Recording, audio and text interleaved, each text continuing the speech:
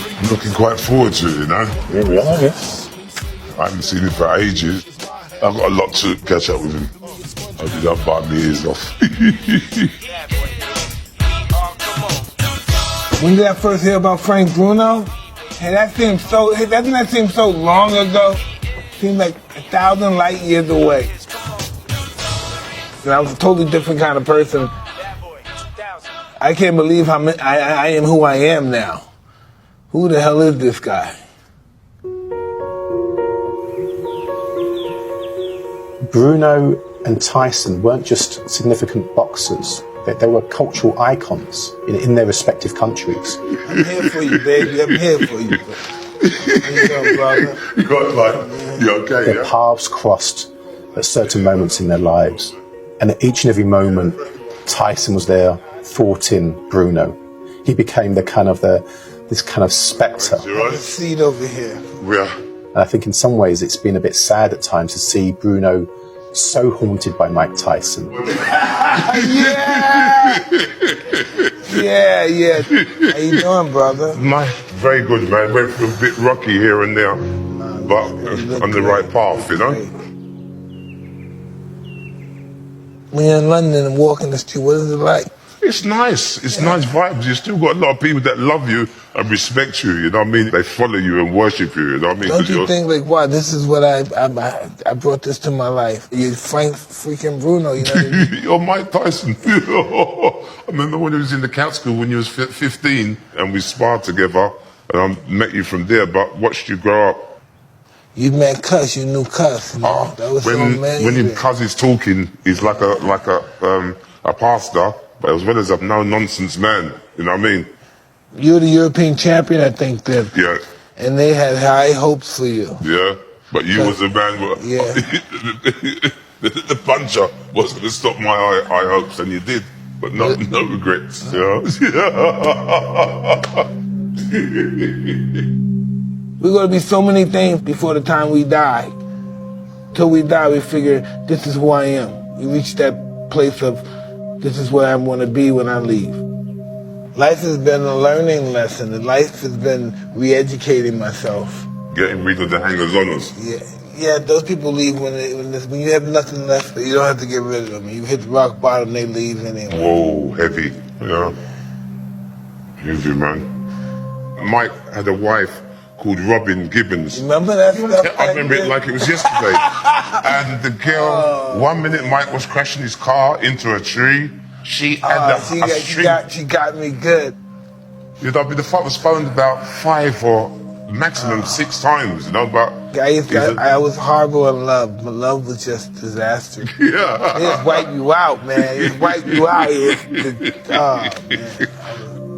I needed to be in the mental ward. I wasn't without. We just living life. Yeah, definitely. That's what God made us to learn and to remember. Yeah, I do remember, unfortunately, yeah. I think all the delays just stressed him out.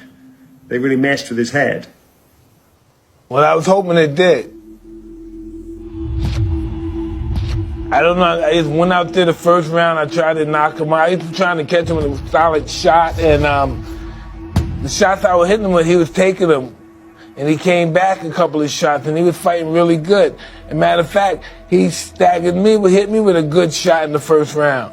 It was like electricity hit you. I saw the white lights.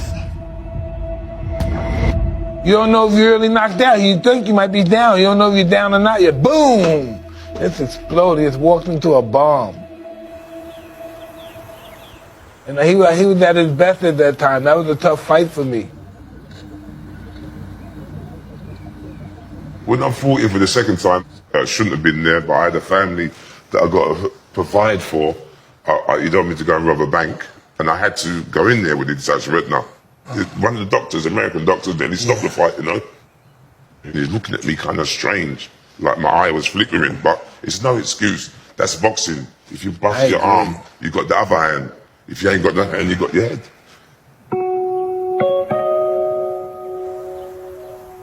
You know, the doctor told him, you might lose the sight in your eye if you fight again. But he was determined to keep going. He was amazingly brave. That's what fighters do. That's why it's very few of us.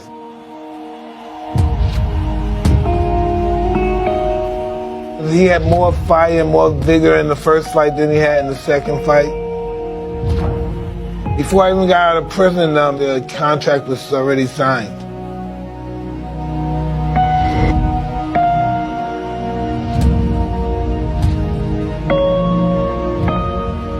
Being champion again, that was the only thing in my mind. I wanted to know that I can do it again, even after I've been locked up. And then key thrown away and all that stuff, you know. You've been through whatever you've been through, but I've been through it myself. But unfortunately, it's been slapped all over the papers, like saying cuckoo, madness, and whatever. And if you can handle it, I can handle it. You know what I mean? But listen, we're all crazy.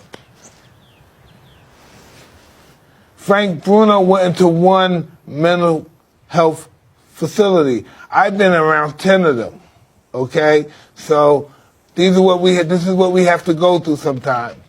You know, I don't feel sorry for nobody because I know this is our journey that we have to deal with. We have to go through this journey.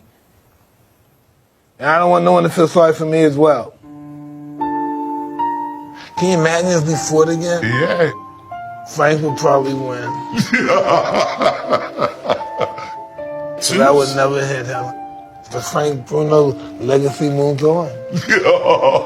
Moves on. Yeah, definitely. Hey, listen, right?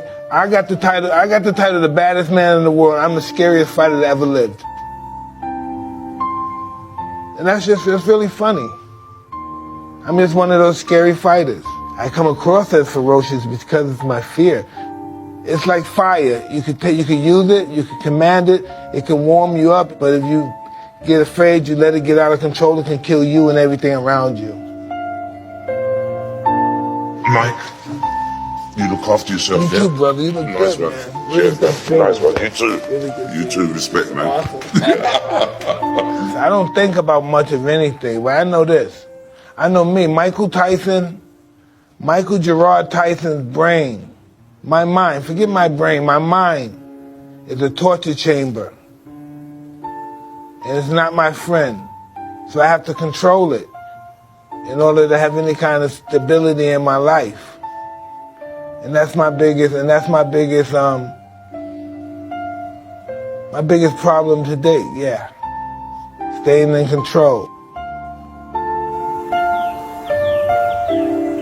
You wouldn't know what it was like meeting the real Mike Tyson, away from all the entourage sitting down chilling.